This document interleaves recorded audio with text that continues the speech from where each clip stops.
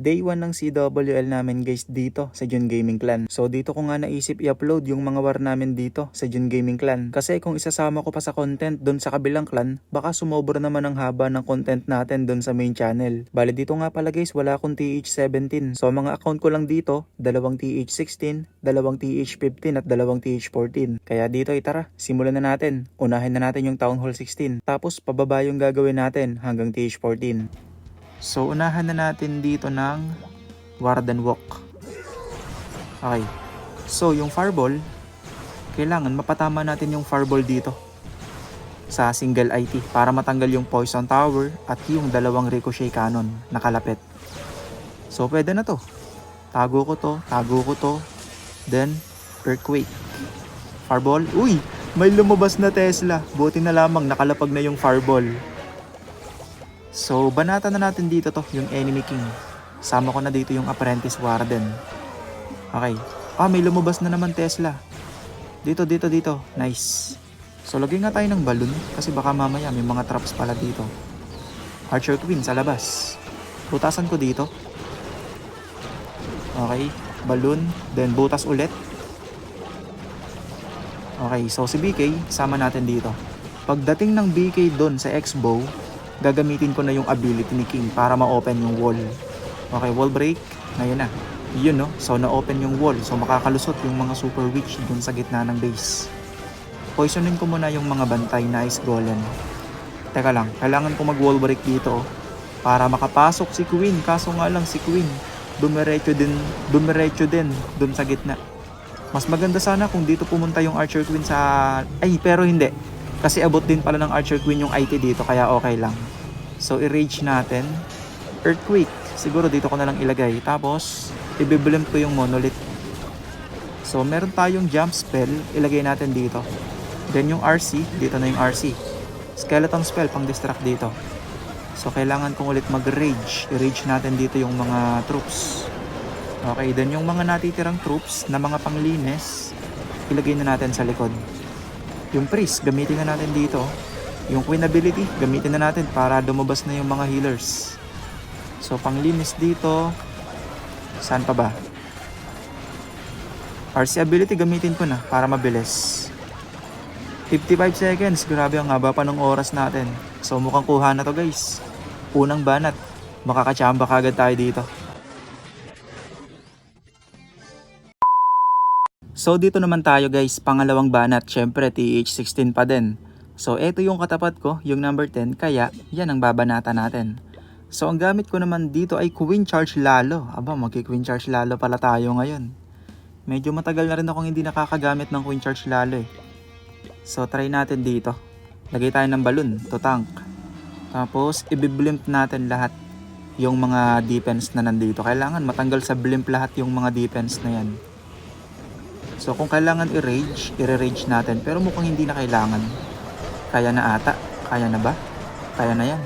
So lagyan natin dito yung wizard. Lagyan natin dito yung queen. Yung king dito. Tapos tulungan natin ng baby dragon yung king para mabilis. Healers para kay queen. So kailangan maka-wall break tayo sa gitna para makapasok yung queen dun sa town hall. Siguro magbibigay ability na ako ng maaga para mabilis matanggal ng king yung mga kalat dito. So yung unang wall, hindi. Teka lang, kasi yung meron pa kasing air sweeper dito eh. So kung mag-wall break ako, dito tatama yung wall break. So kailangan nating antayin na matanggal yung air sweeper bago tayo maglapag ng wall break. Or baka mag-walling ng sarili si Queen dyan mamaya. Tignan natin. Pupunta siya sa air sweeper. So pagkatanggal ng air sweeper, yan, tsaka tayo mag-wall break. Ayun no, saktong-sakto yung binutasan. So, dahil sa wall break na yan, wala na. Kuhang-kuha na ni Archer Queen yung gitna ng base. So, lagay ko na dito yung RC. Kasama na yung Warden.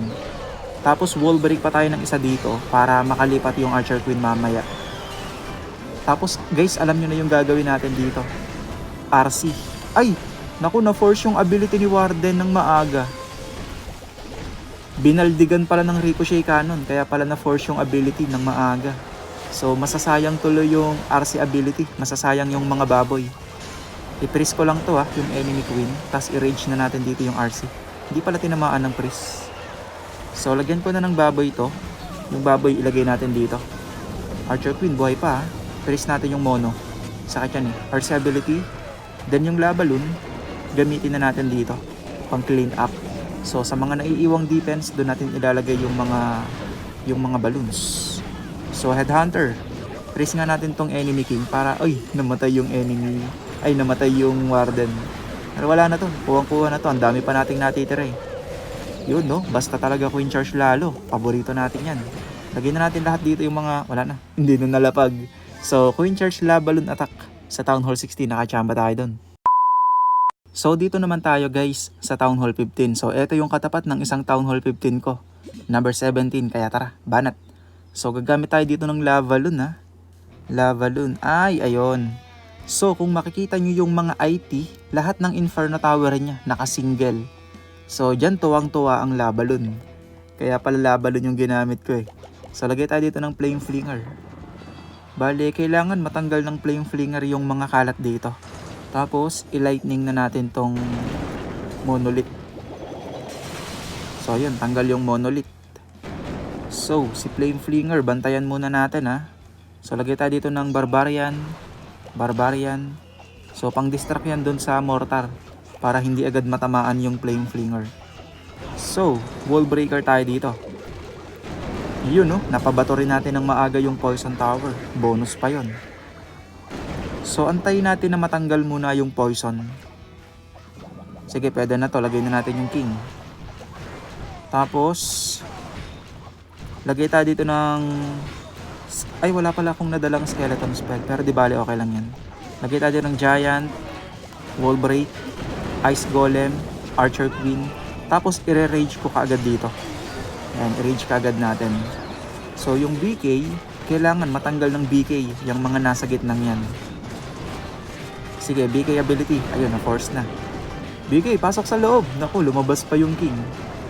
So dahil dyan, makakadistract pa yung bantay sa Queen. Pero pwede ko tong i-poison ng maaga para hindi agad siya makalapit sa Archer Queen. So i-poison na agad natin ng maaga. Tapos yung Valkyrie, ilagay na natin dito. Makakatulong yan pang banat doon sa mga Ice Golem. Grabe, ang dami ng traps guys oh. Naku, na-distract na si Archer Queen doon sa bantay. Kailangan kong maglapag ng balon. 1, 2, 3. Pwede na yan, 3. Or isa pa. Kasi na-distract na yung Archer Queen doon sa mga Ice Golem eh. Ayan na nga oh. Distracted si Archer Queen. So yung Flame Flinger, ayun oh, binabanatan na yung Scatter Shot. Then yung RC, dito na lang yung RC. So, kaya ba ni Queen yung Town Hall? Mukhang hindi yata. Wala, hindi makakaya. So, i-freeze ko to. Then, balloon ulit. Tapos, eto na. Pwede na tayong maglaballoon. Balloon. Tapos, dito, another set ng balloon. Okay, so, Warden ability, gamitin na kagad natin. Tapos, lagay tayo ng haste spell. So, kapag nakasingle yung mga IT, hindi delikado ang Laballoon. Kasi, nakasingle nga yung IT. Kaya, ibig sabihin, wala, dadaanan lang yan ng mga Laballoons. Kaya tingnan nyo yung area na to. Kahit napakadaming depensa dito, baliwala. Dahil nga nakasingle yung mga IT. So kapag nakasingle yung mga IT, huwag kayong gagamit ng E-Drag, huwag kayong gagamit ng Dragon, ng P.E.K.K.A Smash, ng Super Bowler Smash. So basta yung mga makukunat na troops, huwag nyong gagamitin kapag nakasingle yung mga IT. Yun no, wala na guys. Kuhang-kuha na to. So TH15 attack using Zap Laballoon. Nakachamba na naman tayo dito. So dito naman tayo guys, next banat, number 22. So tara, banata na kagad natin. So gagamit naman tayo dito ng Queen Charge Root Riders.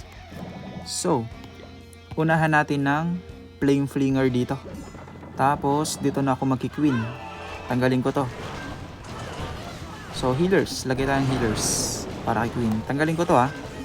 Nakita ng wall ng balloon, baka may mga traps. Bale si Queen, doon ko siya papapasukin. Doon sa area na yon. Queen, punta ka doon ha. Bale papaikutin ko yung Archer Queen. Kasi kung papapasukin ko kagad yung Queen dito, madaming maiiwang kalat doon sa Town Hall area. So wall break tayo dito. So lagay tayo ng balloon.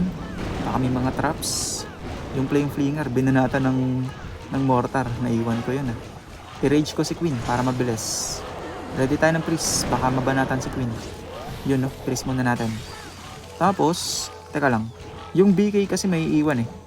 So baka pwede kong ilagay yung BK dito sa monolith.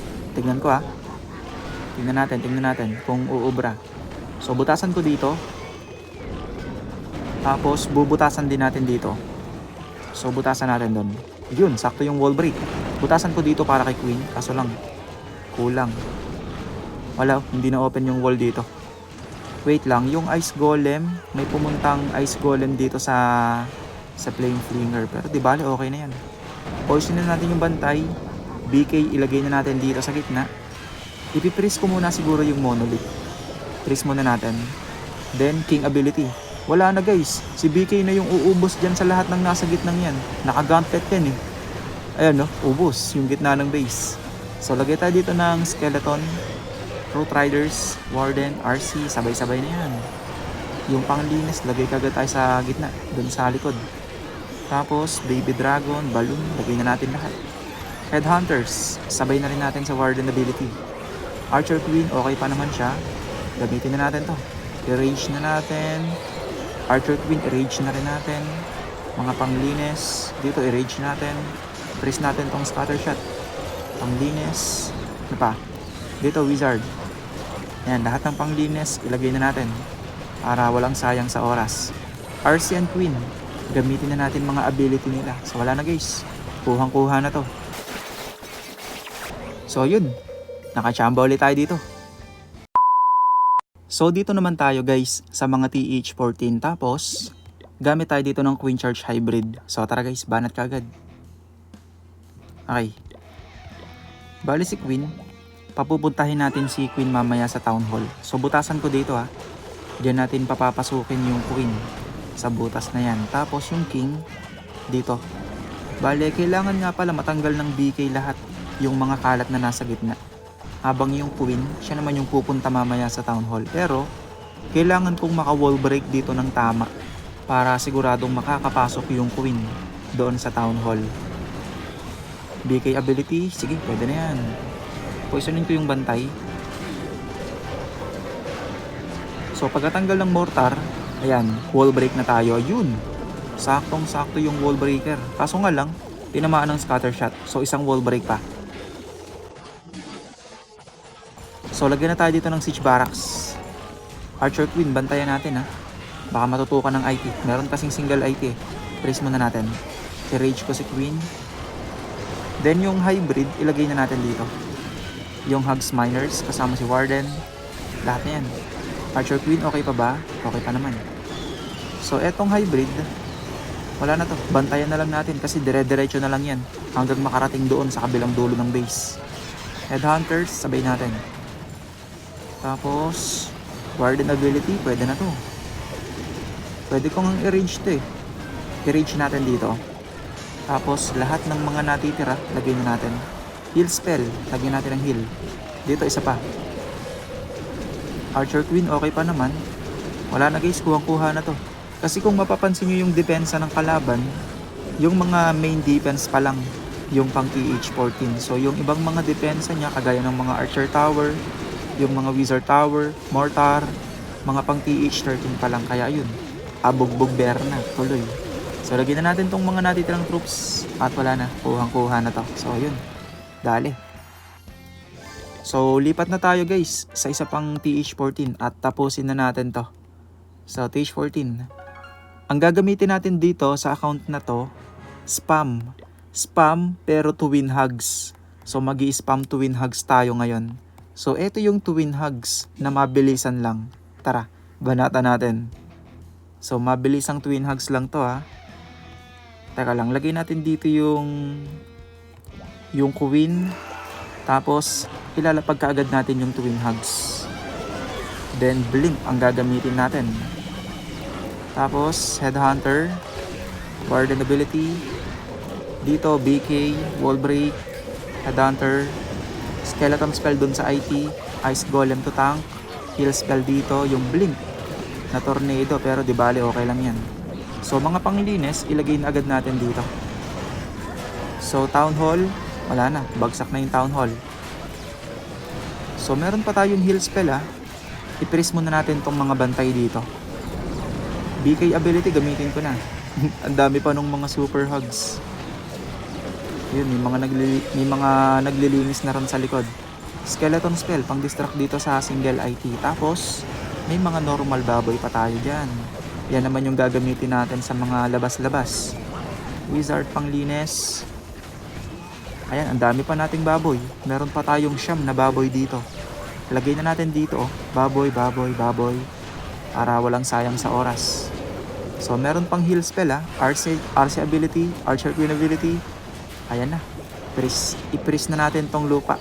Tapos yung rage gamitin na natin dito. So, wala na guys. Kuhang-kuha na yan. So, dahil dyan,